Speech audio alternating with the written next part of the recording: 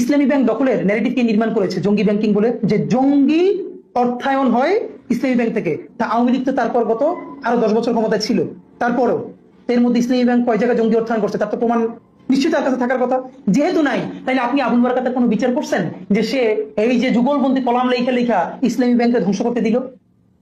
ওই বরং কি হইল, আবুল বারাকাতের আমলে কি সুশীল, অথচ তার সময় কত টাকা জনতা ব্যাংক থেকে বেহাত হয়েছে আওয়ামী লীগের কাছে। আপনি যখন ঘৃণা ভরে তার বিরুদ্ধে মামলা করবেন কেন? যদি হাসিনা প্রধানমন্ত্রী থাকার কারণে হাসিনার র্যাবের প্রধান গুলি করে মানুষ মারলে তার যদি দায়ভার হাসিনার উপরে যায়, তাহলে জনতা ব্যাংকের চেয়ারম্যান থাকার পর জনতা ব্যাংক থেকে যে হাজার হাজার কোটি টাকা পাচার হয়েছে তার দায় আবুল বারাকাতের উপরে যাবে না? না, সেটা আবার যাবে না। এই হলো বঙ্গবন্ধুজীবিতা। বরং তারে যখন সেইটার জন্য অ্যারেস্ট করা হবে তখন প্রথম আলোতে যুগলবন্দি কলম আসবে, আমরা একজন শিক্ষকের এইরকম অবমাননা দেখতে চাই না। অথচ এই শিক্ষক অর্থ পাচারকারী শুধু না, ব্যাংক লুটেরা ন্যারেটিভ নির্মাণ করছে। এরকম তো 50 জনের নাম বলতে পারবো। তাদের ব্যাপারে আমাদের ডকুমেন্টেশন কই? আর তাদের ব্যাপারে আমাদের লেখাজোখা কই? এই যে গত 20 বছর ধরে আপনি সার্চ করবেন গুগলে, ভাই গল্পটা তো এমনি হবে না। 10 বছর আগে কার ব্যাপারে কি রিপোর্ট করা হয়েছে গুগলে তো ওইভাবেই আসবে।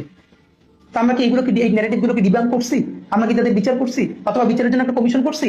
উচিত ছিল কি, কালচারালি কারা ফ্যাসিবাদ কায়েমে ভূমিকা রাখছে লেখালেখির মধ্য দিয়া, আপনি সেটা তো অ্যাটলিস্ট একটা ডকুমেন্টেশনের মধ্যে আনা উচিত। আমরা তো পারি নাই। এটা রাষ্ট্রীয় উদ্যোগে হওয়া উচিত। কারণ আমি সেই ছোটবেলায় বলেছিলাম, আমি যখন কোচিং ক্লাস নিতাম, আজকে যদি আমার দেশ নয়া দিগন্ত দিগন্ত টিভিতে হামলা করা বৈধ হয়, তাহলে এই দেশে একদিন 71 টিভিতে হামলা করা বৈধ হবে।